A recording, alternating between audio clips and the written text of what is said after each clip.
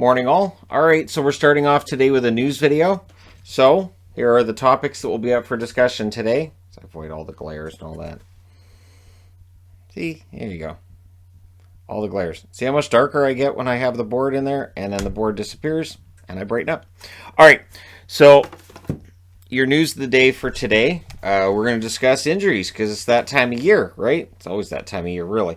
So Leon Draisaitl, we knew he was playing through an injured ankle. How bad was it? It was a high ankle sprain he suffered against the Kings. And Ryan Nugent-Hopkins was playing with a bad shoulder. It's insane the amount of pain that the Edmonton Oilers were going through in these playoffs. So yeah, nothing but respect for Draisaitl for being able to skate like that with a high ankle sprain. That's crazy. Again, you could really tell just how much he was hurting when he was knocked down and had to get back up, or if he was just stopped against the boards and you'd watch him trying to get started again and just his ankle said no. So here's to hoping that he has a 100% recovery by the time we get to next training camp. And again, we've seen in the past where guys playing through injury like this, they're warriors and they're the poster child for, you know, having all the guts and fortitude, but it can shorten your career. So here's to hoping they're 100% healthy, all of them, because Yamamoto was in concussion protocol. Puljujärvi, he injured his shoulder in Game 4.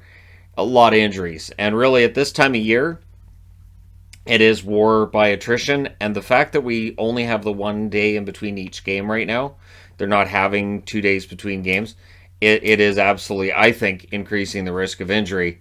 But again, you know, we played that way in the 80s too, where it was a game every other night.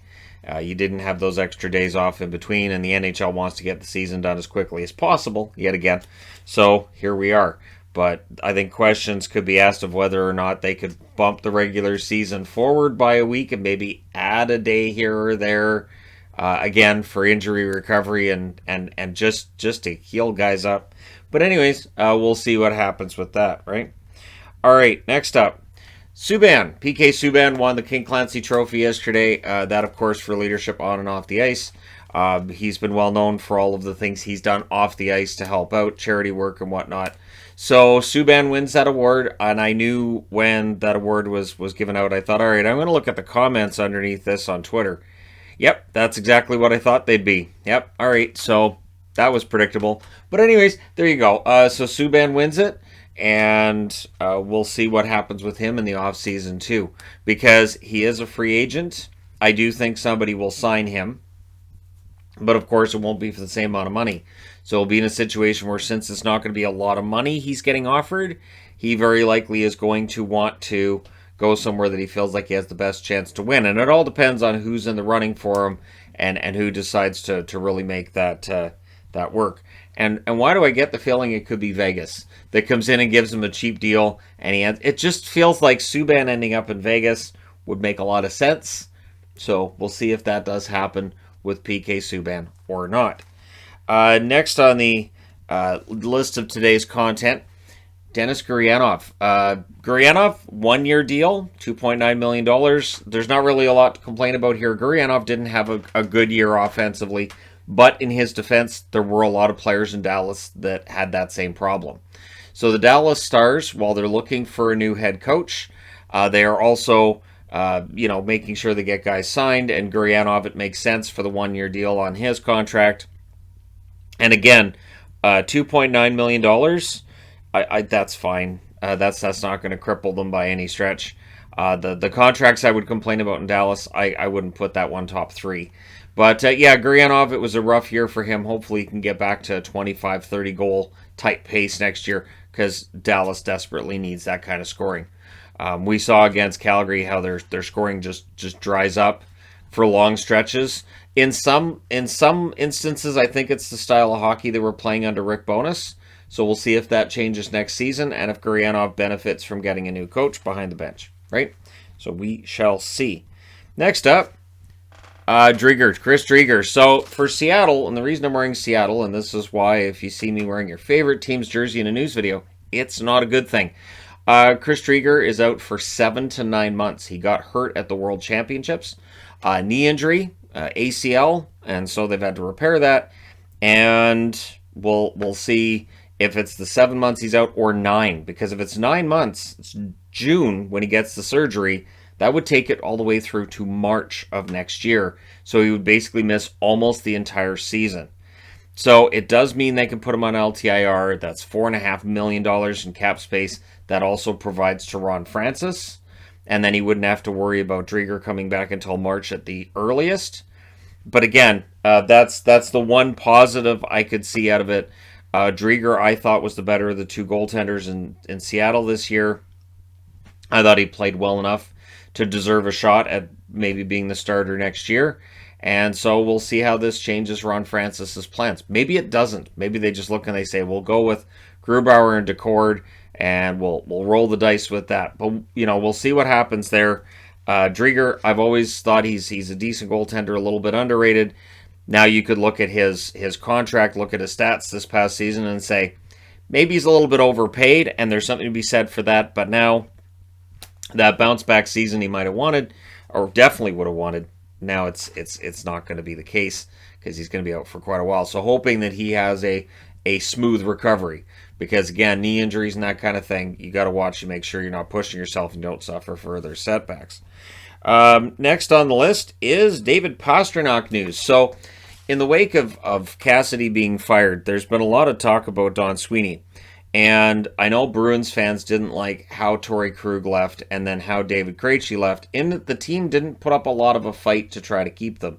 I think they could have kept Krug for less money than he signed in St. Louis for, but it didn't seem like there was a lot of effort made. And so the rumor, and it is a rumor, is that Pastrnak was ticked off. Those were two of his closest friends. And so as long as Don Sweeney's the GM, he doesn't want to stay in Boston. Now, he has a contract that's up in 2023, so this coming season would be his final year in Boston. If he decided, I'm not staying here, forget it. But his agent is pushing back on that and saying no, that Pastrnak has no issue with Don Sweeney. They'll sit down in July and they'll talk about their contract for next year. The one thing is, if you want to look at it halfway, perhaps if Pastrnak isn't so angry about it that he wants out of Boston, maybe, and again, this is just wild speculation on my behalf, so I apologize, but maybe he says, I'm not giving that discount this time. The contract that he's finishing off this year, we can all agree is a great contract. It's a very team-friendly contract. Maybe if Pastrnak isn't all that happy with how some of the players have been treated, he says, I'm not doing a hometown discount. So maybe it's a little bit of a, I'm not giving a hometown discount, and if the Bruins don't like that number that he wants, maybe we hear more talk about it. My guess is it's the tip of the iceberg, and we start hearing all kinds of discussions about where he's going to go and what he's going to be worth and who might want him, and then he re-signs anyways. That's my guess. That seems to be how things work out in the National Hockey League. We speculate, and then the guy just re-signs anyways. So with Pastrnak, you can let me know in the comment section below if you think that there's actually anything there. Do you believe that there would be a rift between any of the players and Don Sweeney, or is that just all smoke and there's no fire behind it? So let me know what you guys think in the comment section below, as always.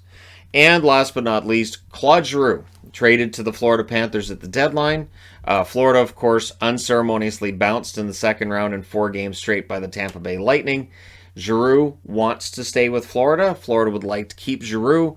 As has been discussed recently, though, Elliot Friedman talking about how they could possibly need to move Bobrovsky's contract if they want to keep everything together. Claude Giroux wanting to stay, that could complicate things further. I am sure they would like to keep him around. I'm absolutely certain they'd like to keep him around. Giroux is a good veteran player who can still play. But at what cost? And you got to remember, you've got some contracts you need to pay out next year.